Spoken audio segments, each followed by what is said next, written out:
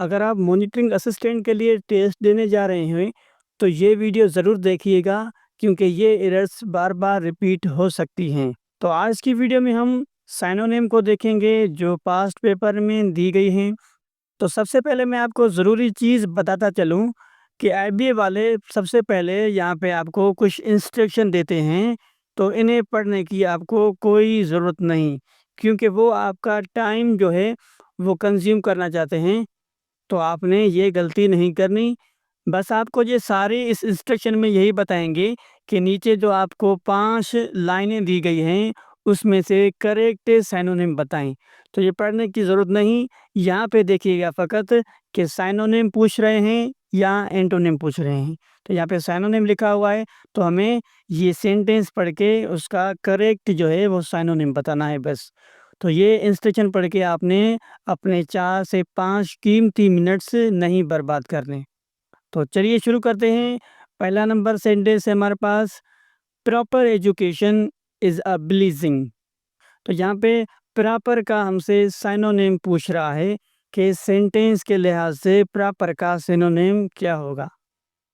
Proper यानी मुकम्मल education एक रहमत है, तो यहाँ पे ऑप्शन नंबर ए है right education, B correct education, C exact education, D genuine education.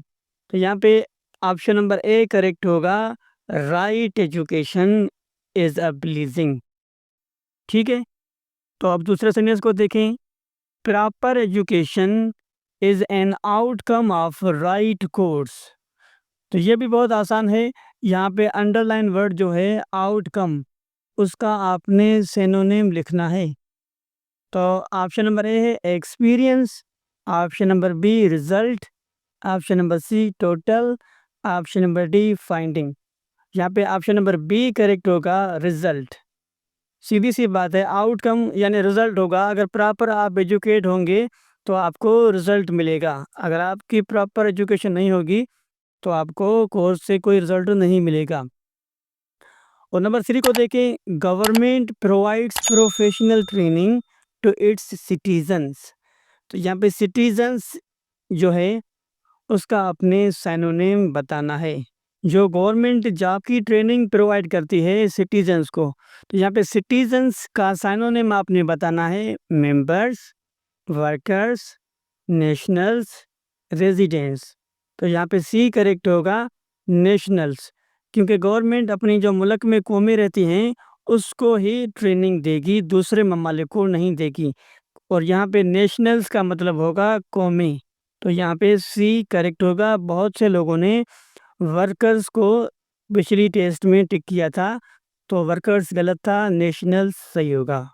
उसके बाद नंबर 4 है, we learn the best of information through books and from teachers. तो हम बहुत बेहतरीन इंफॉर्मेशन सीखते हैं किताबों से और टीचर्स यानी उस्तादों से। तो यहाँ पे teach, share, impart, gain knowledge. तो यहाँ पे ऑप्शन नंबर डी करेक्ट होगा, गेन नॉलेज।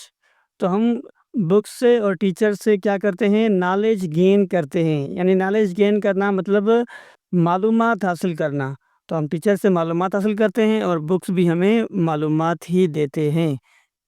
और उसके बाद लास्ट है, moral education helps man understand and follow good morals, human values and moral values. तो यहाँ पे जो फॉलो है उसका आपने सिनोनिम बताना है। Option number A abide by, abide by का मतलब है पोलग होना। बी लर्न यानी सीखना, सी एडवाइस यानी नसीहत करना, डी रिस्पेक्ट यानी इज्जत देना या इज्जत करना। तो यहाँ पे डी भी नहीं होगा, सी भी नहीं होगा, बी भी नहीं होगा, तो यानी अबाइड बाय होगा ऑप्शन नंबर ए, यानी फॉलो करना या पोलग होना। तो यहाँ पे फॉलो का सिनोनिम अबाइड बाय होगा। ठीक है, तो उसके बाद नीचे देखें वोकेबलरी एंटोनिम्स। तो फिर से यहाँ पे आपको इंस्ट्रक्शन दी गई हैं तो अगेन मैं आपको बता रहा हूँ, पिछले वीडियो में भी बता चुका हूँ कि आपने इंस्ट्रक्शन को नहीं पढ़ना, अपना टाइम जो है वो बर्बाद नहीं करना। आपने फ़कत ऊपर जो अंडरलाइन किए हैं वर्ड्स हैं उनको पढ़ना है, वोकेबलरी एंटोनाइम्स। यहाँ पे ये पूछ रहा है कि एंटोनाइम्स आपने बताना है, ये जो नीचे आपको वर्ड दिए गए हैं, अंडरलाइंड वर्ड, ठीक है। तो नंबर 6 है, proper education opens door of reliable information. तो आपने अंडरलाइन वर्ड इंफॉर्मेशन का एंटोनिम बताना है, यानी ऑपोजिट वर्ड बताना है। यहाँ पे ऑप्शन नंबर ए है rumour, option number B misinformation, option number C breaking news, option number D exciting news. तो यहाँ पे ऑप्शन नंबर बी करेक्ट होगा, मिस इन्फॉर्मेशन। इन्फॉर्मेशन का एंटोनिम होगा मिस इन्फॉर्मेशन। नंबर 7 है proper education is a blessing. तो आपने ब्लीजिंग का ऑपोजिट वर्ड बताना है, यानी एंटोनिम बताना है, हार्डशिप, डिफ़िकल्टी, डिस्ट्रेस, कर्स। तो यहाँ पे ऑप्शन नंबर डी सही होगा, कर्स। ब्लीजिंग यानी इबादत करना या दुआ देना, और कर्स यानी बद दुआ देना या गुनाह करना। और उसके बाद नंबर 8 है man has been on the earth for centuries. तो यहाँ पे अर्थ क्या है, लोग जो है वो ज़मीन पे सदियों से रह रहे हैं। तो आपने अर्थ का एंटोनिम बताना है, ग्लोब, प्लानेट, स्टार, स्काई। तो यहाँ पे correct option should be planet होगा। तो सेंटेंस के लिहाज से प्लानेट होगा, वैसे तो स्क्वायर भी सही है, लेकिन सेंटेंस के लिहाज से अर्थ सही होगा। अगर देखें तो यहाँ पे ए बी सी डी सारे सही हैं, लेकिन यहाँ पे जो सेंटेंस मिला हुआ है आपको, उसके लिहाज से प्लानेट सही होगा।